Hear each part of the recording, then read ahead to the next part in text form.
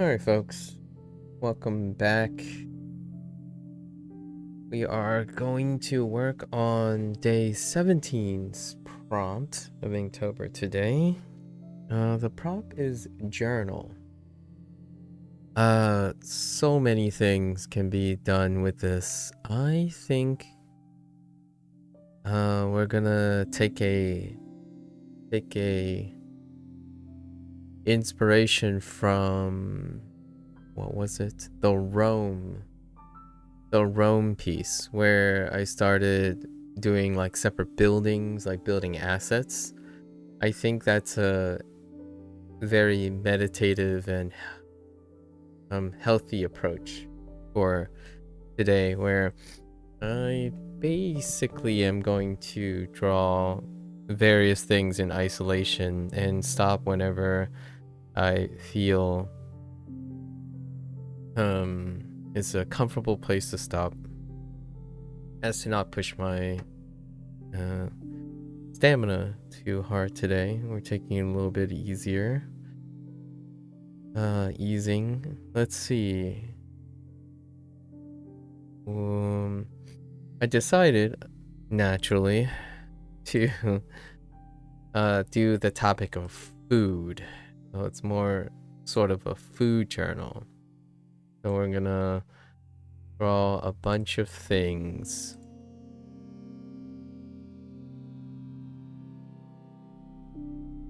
That are, I suppose, Japanese and Chinese inspired, but I think Asian cuisine in general. Let's see how many things we can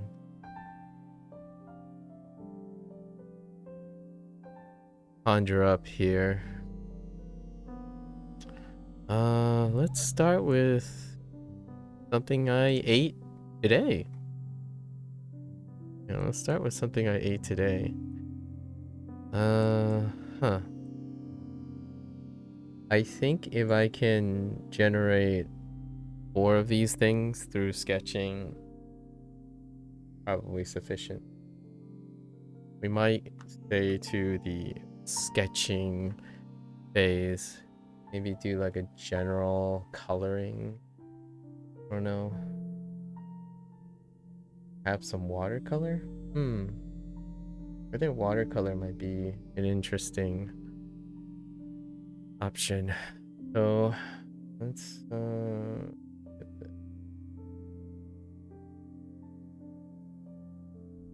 okay.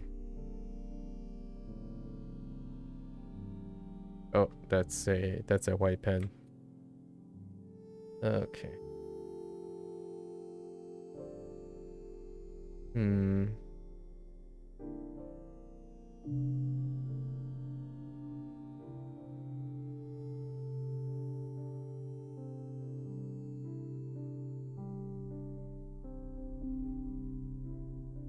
It looks like this.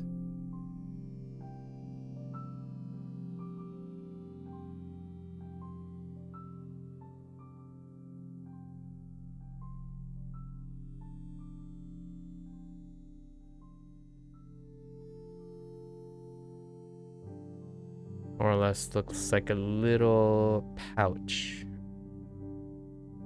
A little pouch. With some crinkles. It needs to be a little bit more angular.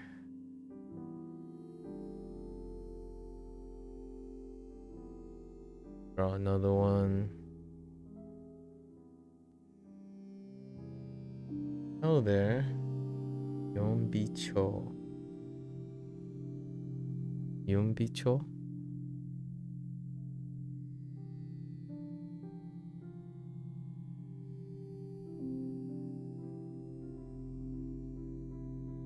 Yeah.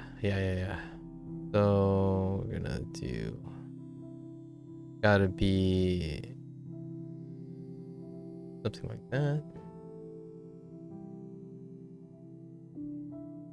Put some kind of like wrinkles on it. Make it a little plump, right? Make it look a little plump. These crinkles might need a little bit more plumping.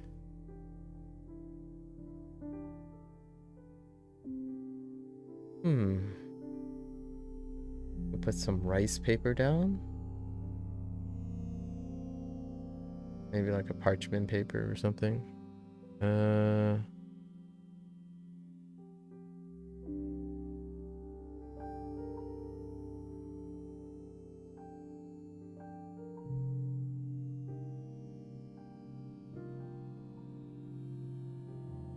Something like this.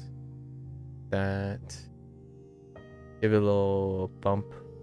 Some substance.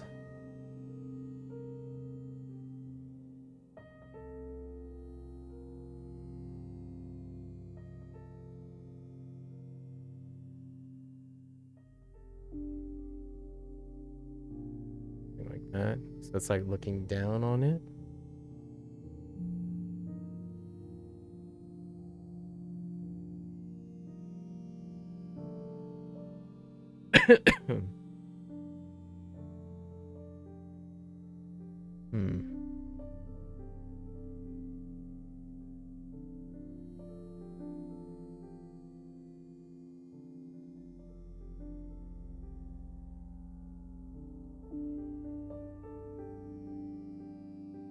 Bumpy, bumpy, bumpy.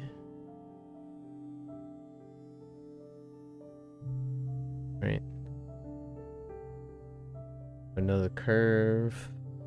Like so.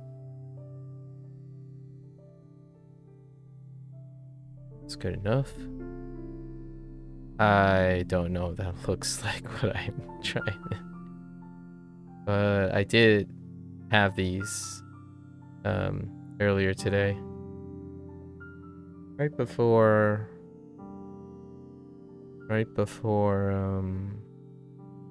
getting online. Let's place it in a very characteristic container so that it's recognizable what it is. How big is gonna be the container?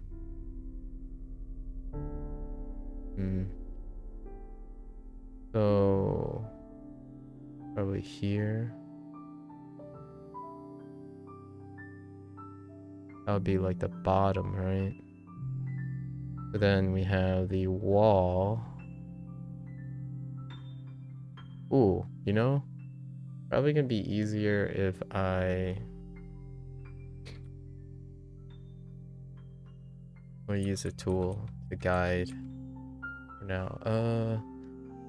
So let's say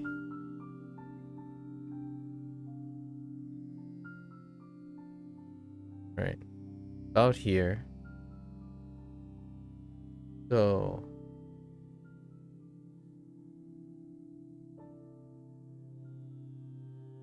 whoops. Wait, that's fine.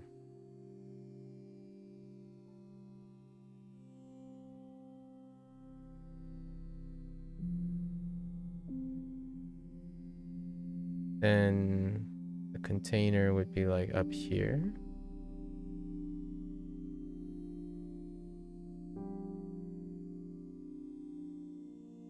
All right.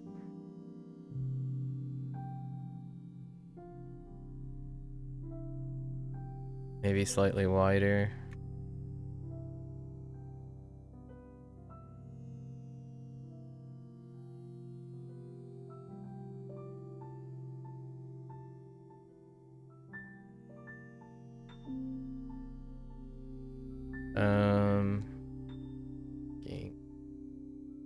Stacking.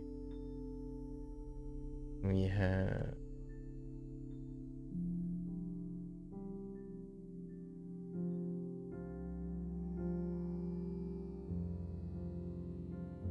picture this.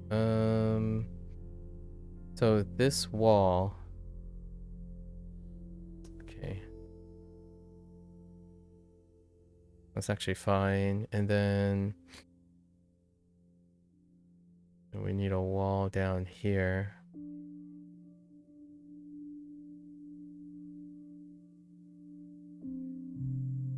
That's kind of like this, right? That's what the shape is? Okay. I got this. I got this. Let's merge this.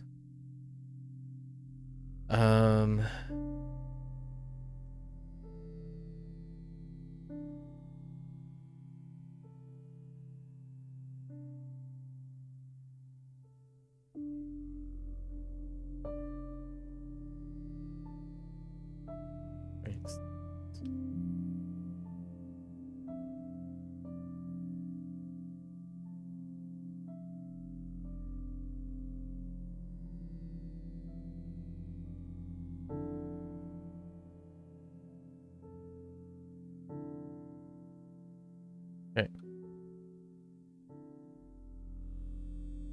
All right. Helping me with my concentric circles. Not the greatest, but concentric circles. So this, and you have wall.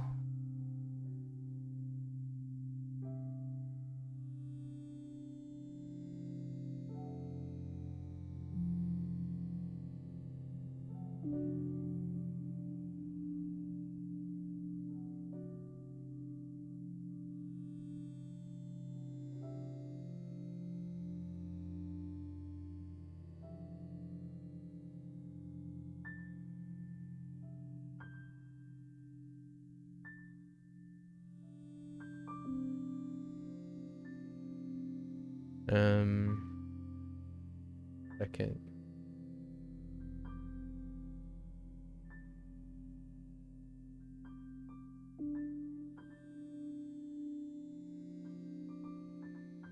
Maybe like wider a little bit.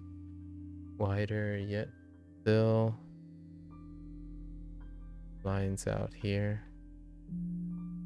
Ah, that's a rough idea.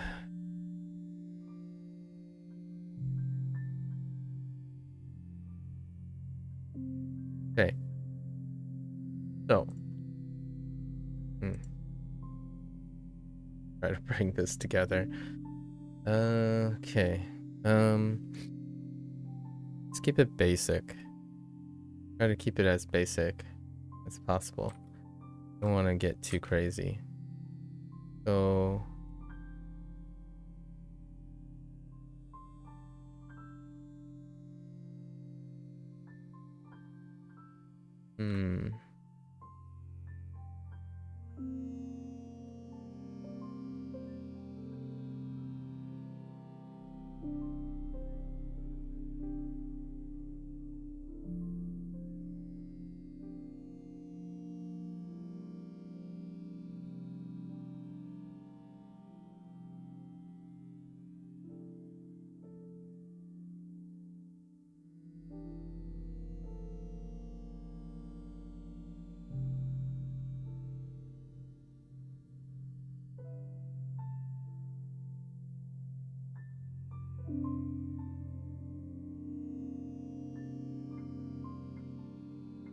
we're doing sketching today, right? Yeah.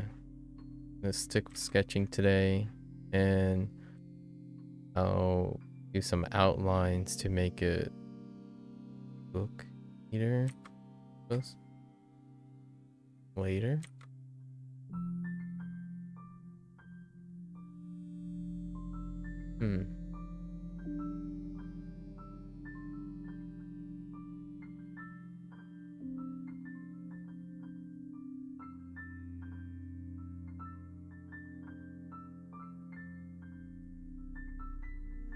Right.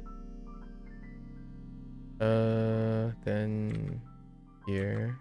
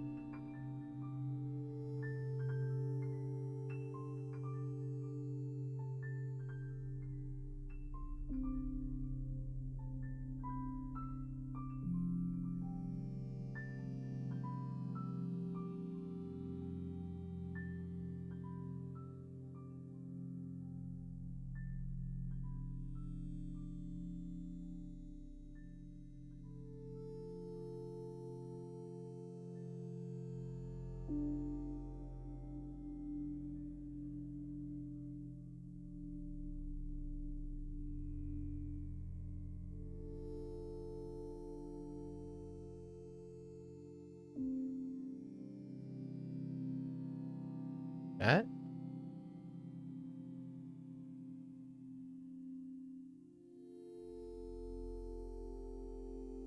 Right.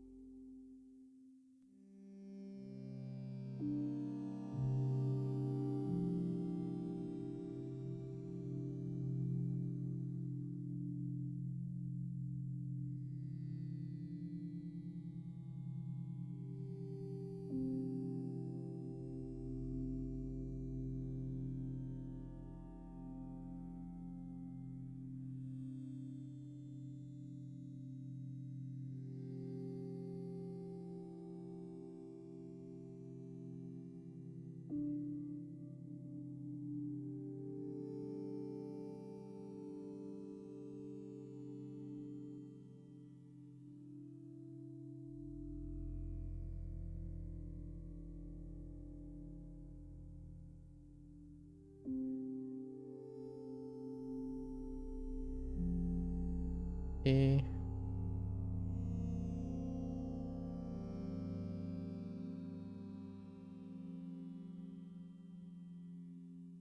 All right. I think that's good enough. Definitely not the greatest, but you know, one item down.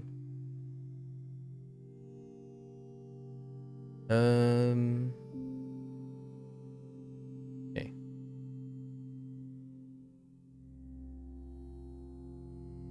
I think it captures enough of the classical shape. Okay. One item. Let's move on to the next one. Next item. Let's do something.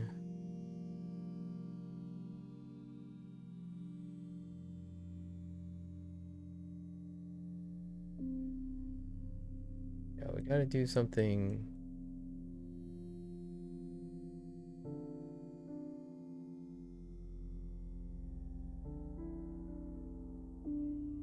From our other side. And we're always incorporating something Chinese or Japanese or a mix of both. Sometimes they coalesce, so that's kind of where we're going with this. For all of our prompts here. Let's see. So I'm gonna have a very characteristic relate, right? And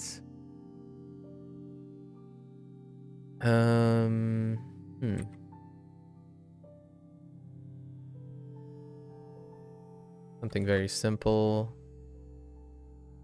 Maybe something like this.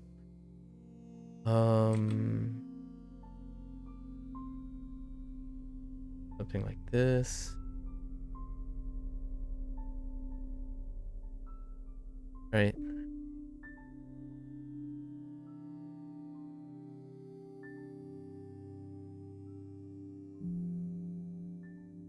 Right, there we go.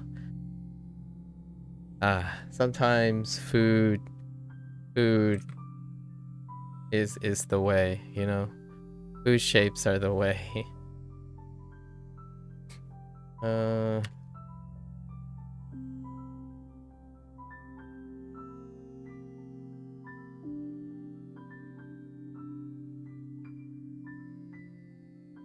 Yeah, let's add more to this. Keep it simple.